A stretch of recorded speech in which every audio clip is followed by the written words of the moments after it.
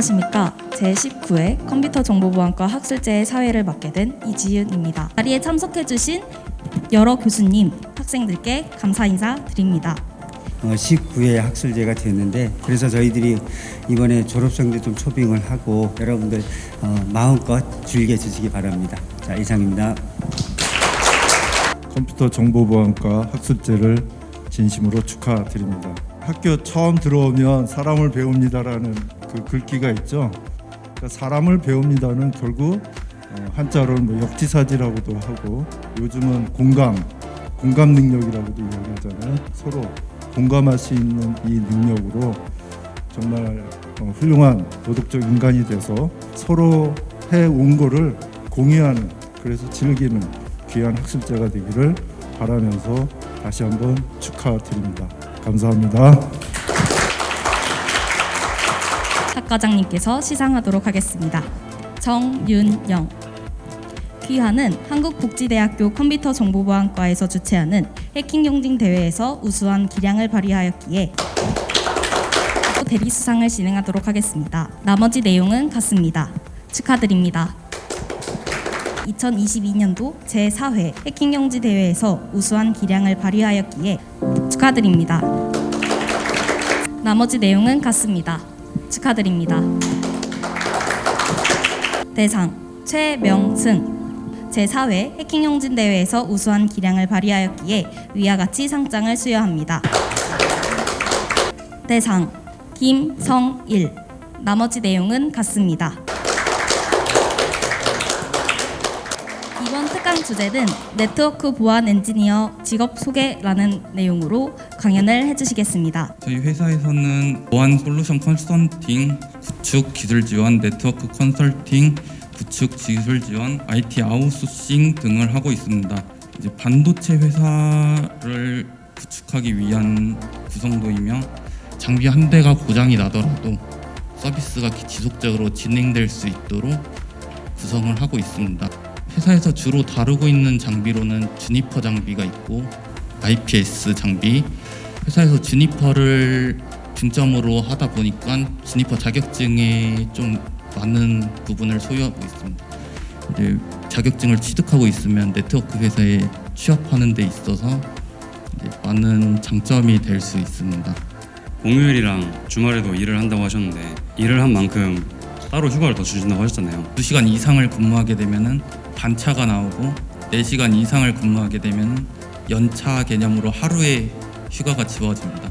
요구사항에 맞게 일을 한다고 하셨는데 가장 복잡한 사례가 어떤 거예요? 장비에 스펙이 되지 않아 안 된다고 하여도 무리한 요구를 한 경험이 있어서 자기개발 시간이 많다고 하시는데 어떤 자기개발 하시는지 좀 알 수 있을까요? 대부분 자격증을 따는데 이제 시간을 소요하고 있습니다. 프로그래밍 실력이 어느 정도 되는지 여쭤봐도 될까요?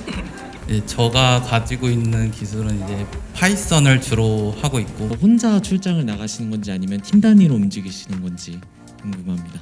출장은 이제 프로젝트가 아닌 이상은 1명 내지 2명으로 이동을 하고 있고요.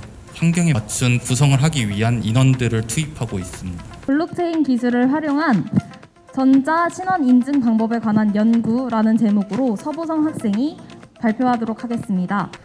사실 전자 신원 인증이란 게 그걸 그대로 온라인 상에서 한다고 보시면 됩니다. 제가 서보성임을 증명을 해야 될 필요성이 있기 때문에 필요한 것이 전자 신원 인증입니다. 가장 대표적으로 사용되고 있는 게 여러분도 다 아시겠지만 공인 인증서입니다. 불편함을 동반해 왔기 때문에 이제 그 공인을 폐지함으로써 사설 인증서, 새로운 방식의 인증서 사업을 실시하고 있고, 사실 블록체인 같은 경우는 이제 거래가 이루어지죠. 트랜잭션이라고 하는데, 모든 참여자가 서버 역할을 하자, 그것이 P2P 방식입니다. 사실 이 블록체인이 계속 생성되기 위해서는 신뢰할 수 있는 컴퓨터에 의해서 검증되는 단계를 반드시 거쳐야 하는데, 전기세라든지 컴퓨팅 장비를 갖추기 위해서는 돈이 필요할 거고, 그러한 돈을 보상해주기 위해서 이제 내부 화폐를 발행해 주는데, 그것이 코인입니다. 네, 이상입니다. 중앙화를 통해서 이제 보안을 보장을 해주잖아요. 네, 중앙 서버 집중형 같은 경우에는 이제 해킹이 당하면은 모든 정보가 이제 유출이 되지만은 분산해가지고 저장을 할 시에는 이제 그런 위험성이 줄어든다. P2P 자체가 상당히 이제 보안적인 면에서 디도스 공격이나 아니면 탈취 등에 상당히 취약한 모습을 보이고 있는데, 내가 뭐 다운로드 하려고 하는 P2P 파일이 감염이 되었다. 그러면은 그 P2P 클라이언트를 이용하는 모든 사람들이 이제 감염이 되는 거기 때문에 그러한 보안 문제가 있었는데, 언택트 시대의 보안 위협 및 대응 솔루션이라는 제목으로 김나영 학생이 발표하도록 하겠습니다. 언택트라는 단어는 부정의 의미인 on과 접촉하다의 의미인 컨택트를 합쳐서 만들어진 신조어입니다. 재택근무는 특히 코로나 이후에 IT 기업을 선두로 많이 확장이 된 추세였고요. 의료기관 감염 방지를 위해 비대면으로 상담을 하거나 비대면으로 처방을 하는 등의 행위로 많이 확장이 되었다고 합니다. 저희가 사용하였던 줌의 보안 취약점을 바탕으로 해킹 공격이 요즘 많이 일어나고 있다고 합니다. 여기 보이시는 화면이 방금 말씀드린 줌 밤의 공격 코드인데요.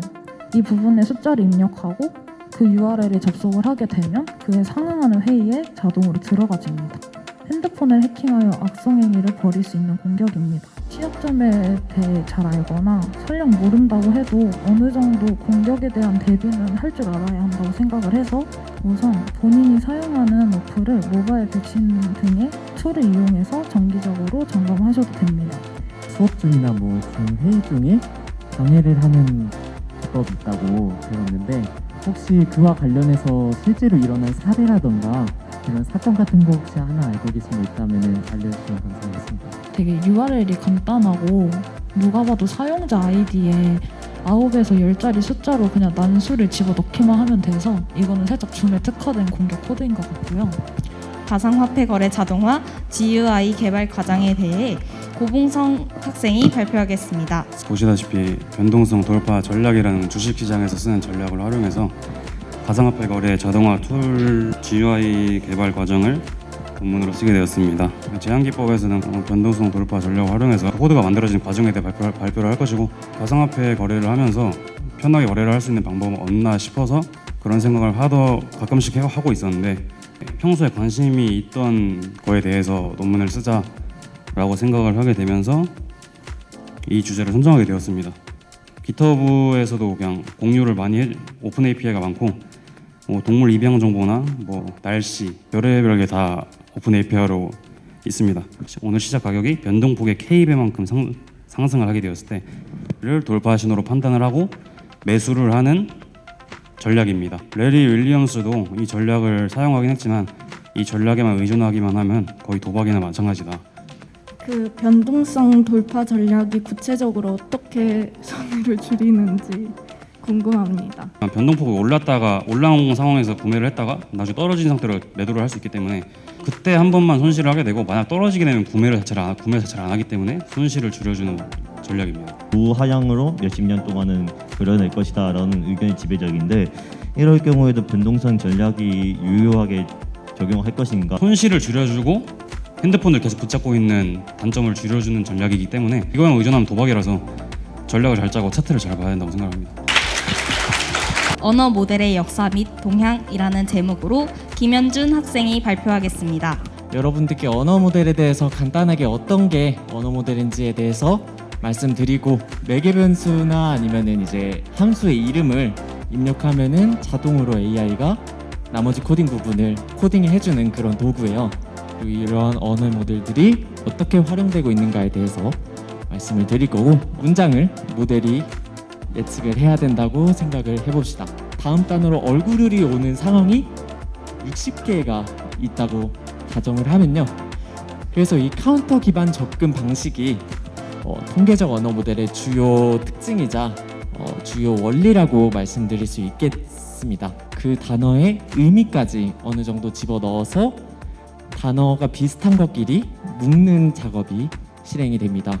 이 두 가지 단어 중에서 예측을 해야 되는 상황이 온 거예요. 유사도를 분석을 하기 때문에 현재 데이터로 가지고 있는 가볍다와 가든하다의 유사도는 아까도 말씀드렸듯이 그래서 높다고 현재 학습이 된 상태고요. 현재 나오고 있는 언어 모델은 다 이것보다 훨씬 발전된 언어 모델이 속속 나오고 있어요. MFCC와 딥러닝을 이용한 음성신호 분류의 간단한 입문이라는 주제로 김성일 학생이 발표하겠습니다. 오토바이 그 소음 있잖아요. 배기음. 그것 때문에 잠에 깨가지고 잠을 거의 못 잔 적 있어요. 오토바이 소음이 있는 날하고 없는 날을 내가 안다면, 미리 안다면은 뭐 귀에 귀마개를 낀다든지 해서 그런 조치를 취할 텐데, X축으로는 시간을 뜻하는데 우리는 얘네들이 기타 치는 소리, 보컬 목소리, 그리고 뒤에 키보드 치는 소리 다 들리잖아요. 그죠? 이걸 다 분리할 수 있어요. 뭐 기타 소리, 베이스 소리도 분리하고, 아니면 다 반대로 합치기도 하고. 이걸 어떻게 하는지 보니까 푸리의 변환, 아까 시간축으로 표현됐던 거를 푸리의 변환이란 건 주파수의 합으로 표현된 것을 알 수 있다. 벤츠에서 2000년대 초에 음성 인식으로 내비게이션이라든지 전화 거는 거라든지 그런 거를 낸 적이 있어요. 전화번호 저장하는데 한나절 하루 종일 걸린다고 비꼬고 있어요. 10배도 더 넘게 차이 나잖아요. 그죠? 뭐 정말 복잡한 알고리즘을 쓰고 싶어도 쓸 수가 없어서 통계적으로 정말 간단하고 수학적으로 조금 더 생각해서 만들어야 되는 그런 음성인식 알고리즘을 쓸 수밖에 없었기 때문에 아주 훌륭했습니다. 아마 이런 내용들을 가지고 여러분들이 사회에 나가서 조금 더 연구를 하면 더 좋은 결과가 있을 거라 생각합니다. 모두 수고하셨습니다. 제19회 컴퓨터 정보보안과 학술제를 마치겠습니다. 수고하셨습니다.